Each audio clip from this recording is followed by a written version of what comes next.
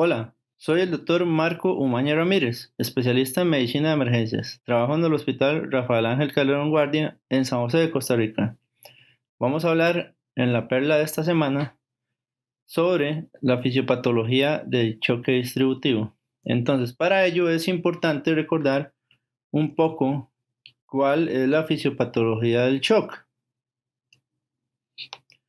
Recordemos que el organismo, yo siempre lo comparo como un acueducto rural.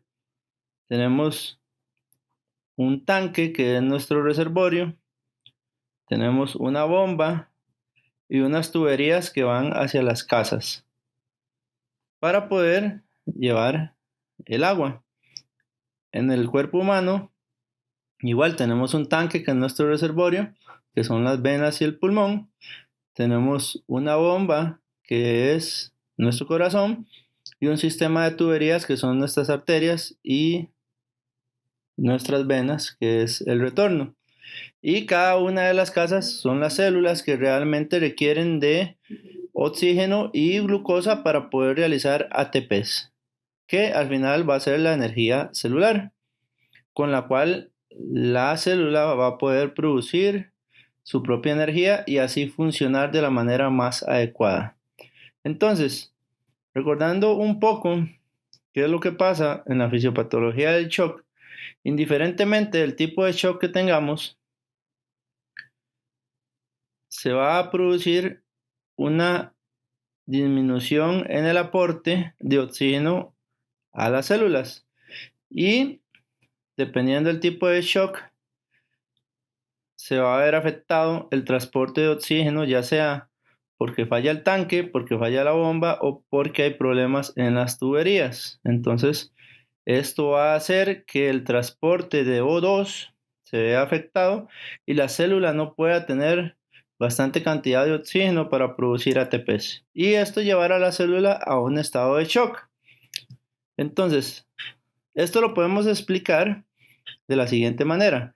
Hay que recordar que la energía celular se produce a través del ciclo de Krebs en la mitocondria. Entonces, al final del ciclo se va a producir 36 ATPs que van a servir como energía celular. Entonces, recordemos que el cuerpo siempre va a tener reservas de glucosa. Si no lo hemos consumido, tenemos glucógeno y también las grasas a través de la lipólisis y el glucógeno a través de la glucogenólisis se pueden convertir en glucosa y así tener el sustrato para producir piruvato y este a la vez que entra a la mitocondria para poder producir 36 ATPs. Sin embargo, nosotros normalmente o no tenemos reservas de O2. El O2 es el que se respira y viaja a través de la célula a través de los vasos sanguíneos unidos a la hemoglobina.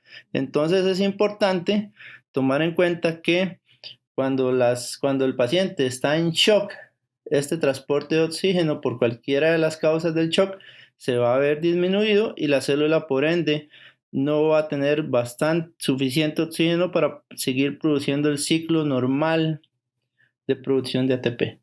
Al pasar esto, entonces se produce que la célula entra en disfunción, se bloquea el ciclo de Krebs y empieza el metabolismo anaeróbico, que es la producción de solo 2 ATPs y lactato a través de glucosa y de piruvato, sin necesidad de oxígeno. Entonces, cuando la célula entra en metabolismo anaerobio, entra en shock.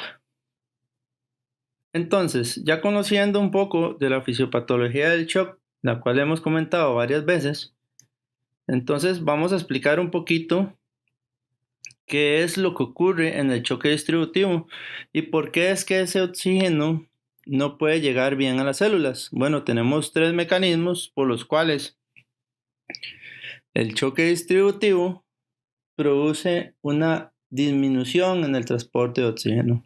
La primera es que recordemos que se producen citoquinas, dentro de ellas interleuquinas y factor de necrosis tumoral. Y todas estas citoquinas van a producir una respuesta inflamatoria sistémica.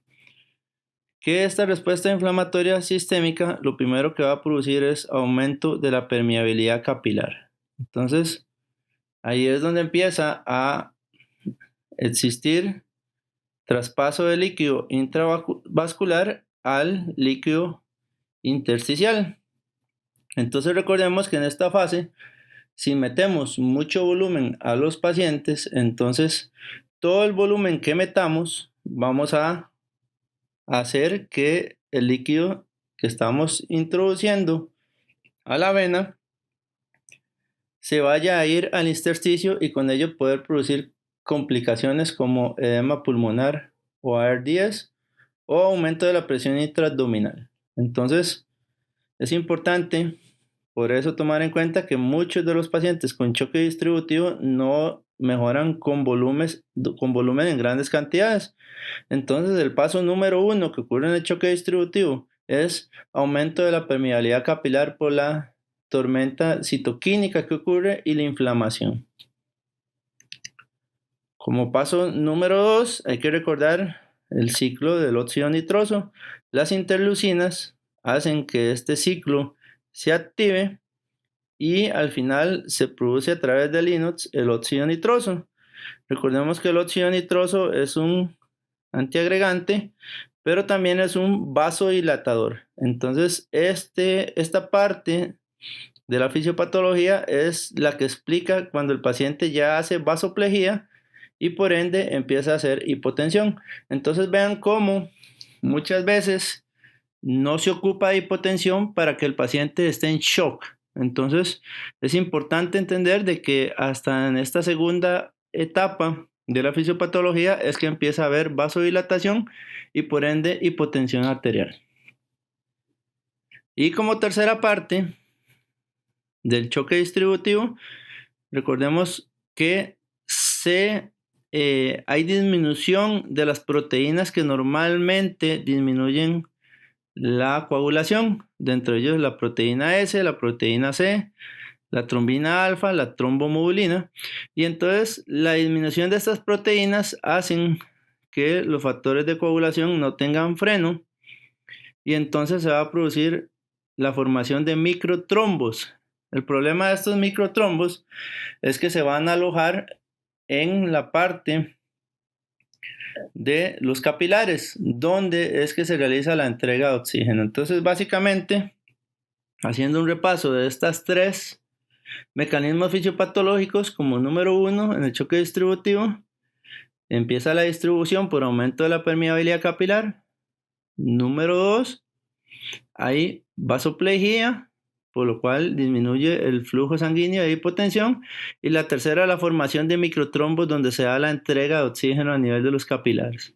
Entonces, con estos tres pasos es que se explica cómo en el choque distributivo, a pesar de que el tanque está bien y la bomba está bien, tenemos fuga y disminución del calibre de los vasos y por eso es que el oxígeno no va a poder llegar bien hacia las células y por ende no se va a producir ATPs, se bloquea el ciclo de Krebs al no haber oxígeno y esto va a producir que entonces vayamos a tener metabolismo anaeróbico con producción de lactato y entonces vamos a tener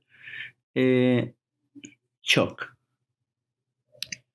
Entonces, ya entendiendo un poquito la fisiopatología, es importante que entonces el paciente con choque distributivo tener cuidado con la reanimación, porque lo que pasa es que se produce distribución de fluidos, entonces eso es lo que pasa a través de los vasos, empieza a haber fuga capilar, como se ve en la imagen, ¿verdad? Pareciera que es una ducha, entonces así se empiezan a salir el volumen de los vasos sanguíneos hacia el intersticio.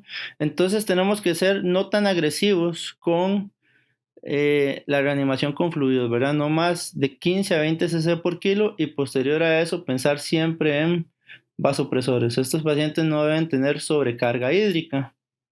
Igual, muchas veces, ¿verdad? Como se ve en la imagen, eso es lo que pasa. Imagínense que eso es el volumen intravascular saliendo hacia el intersticio. Entonces, para la reanimación inicial de estos pacientes, primero un poquito de volumen, no más de 15 a 20 cc por kilo, y posteriormente podríamos inclusive un bolo de albúmina, solo un pequeño bolo, si ya se requirieron grandes cantidades de cristaloides. Posterior a eso, siempre pensar en la opción de vasopresores, porque como dijimos, ya con volumen estamos tratando la distribución, que es el primer paso, aumento de la permeabilidad capilar, pero ya con volumen no vamos a poder manejar la vasoplejía que se produce en el segundo paso. Entonces ahí entran los vasopresores. Recuerden, no hay que poner mucho volumen, no más de 15 a 20 cc por kilo, porque eso puede producir más distribución y todo lo que metamos va a salir al líquido intersticial. Recordemos nuestros cursos en resuscitation.com.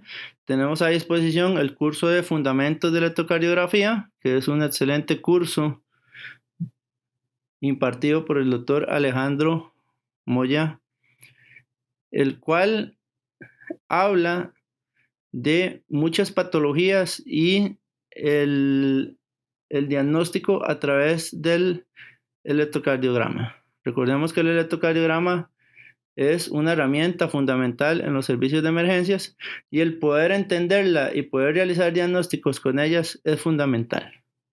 Los invito a que llevemos este curso. Y recuerde siempre visitar www.resuscitation.com para poder acceder a Academia Real. Muchísimas gracias.